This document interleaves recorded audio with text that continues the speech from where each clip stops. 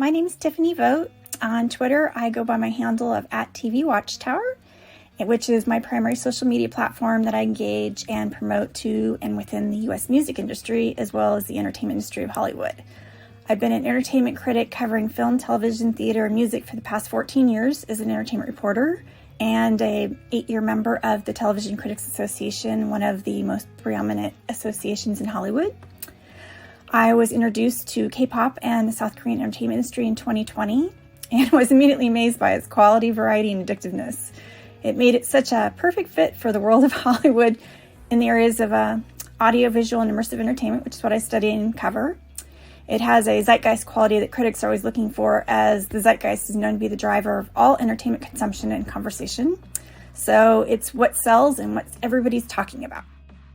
How I first heard about BTS, which was about 2.5 years ago, it was a lightning bolt moment when I was reading about how BTS made a $1 million donation to the Black Lives Matter movement, which was immediately met by the fans within 24 hours.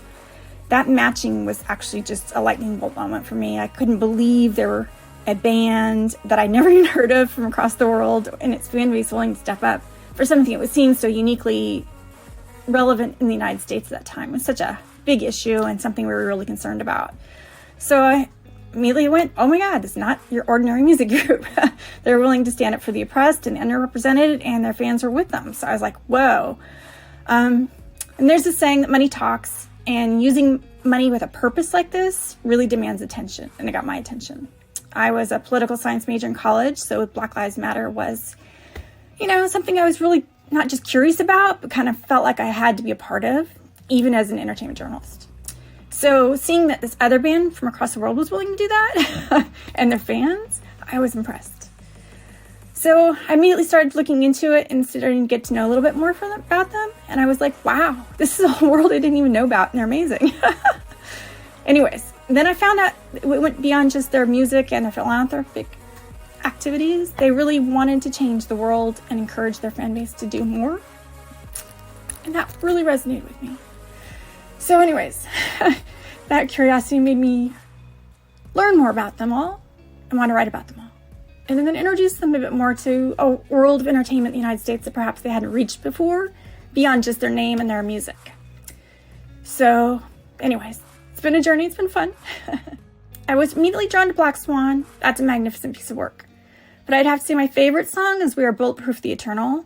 That blend of all the 7 vocals with such yearning and those lyrics really hits my soul. That really makes a difference for me. It's every day. I like to wake up to BTS. I like to go to bed by BTS. It quiets my mind. It stimulates my mind. It's really good for a writer, actually. And there's such a variety. There's, over 230 different songs by BTS, plus everything else they've covered. It's such a rich universe of sound, and it really does stimulate your mind. So yeah, it's good for the soul. It's good for the mind. It's good for you. I like to wake up to it and go to sleep. Whoa. That is so magnificent. Every time I see it performed, whether I see it in person at the concerts or I watch it through the streaming or watch it on YouTube, every single time I'm like mesmerized. That is the most beautiful thing to watch. They do such interesting variations to it as well, from the costuming choices to the choreography to having to fill in when members aren't available to perform. I love watching them perform on. My favorite performance on was probably night 4, Las Vegas last spring, for Permission to Dance tour. That was amazing. That's still breathtaking. Raw talent. I know they don't get enough credit for it, but that 7 group of individuals that make up BTS are very, very talented. They are trained musicians, they're lyricists, they're music producers, they're dancers, they're performance artists, they're costuming, wardrobe, their whole artistry on stage, off stage, behind the scenes. It's magnificent. It takes really amazing talent and instincts to pull that off. It also takes tenacity. I've never seen a more ambitious and tenacious group of young men working together so solidly. It's remarkable, and it's really the reason why they've succeeded for 10 years and beyond. In Hollywood terms, we call that lightning in a bottle. It's magic. You can't recreate it. It's unreplicable. It's that unique combination of 7, each giving something special, bringing something special, and it makes them all better for each other. Anybody who really sees BTS, they can just feel it. And the thing is, you just want to be a part of it. It's kind of addictive. And everything they do, their songs, their albums, their merchandise, their tickets, all of it sells fast. It sells for longer durations. It sells for higher amounts. Anything I've ever counted in the music world or the entertainment world. It's got a universal appeal. It's global. It's inviting. It's addictive. And everybody wants it, wants to be a part of it. It's what we call the BTS magic. It's unreplicable. Wow. My curiosity turned to amazement, and then it turned to addiction, and then it turned to such radiant joy. Sharing and celebrating in their music and artistry has been so inviting and immersive. You just kind of want to be part of it, never let go. That's a nice thing. We should all encourage that, particularly in artistry. What? BTS's ARMY. Wow. They amaze me every day. Similar to BTS, I've never encountered a fan base as passionate, as involved, and dedicated as BTS's ARMY. They are an educated, organized, and unfailing group of individuals from all walks of life everywhere, across the globe. It's amazing. And for many of them, they put in 10 years with BTS and show no signs of leaving. They are known as lifers. They're in it for life. There's like this unbreakable bond between BTS and their ARMY. It's really just awesome to see and behold.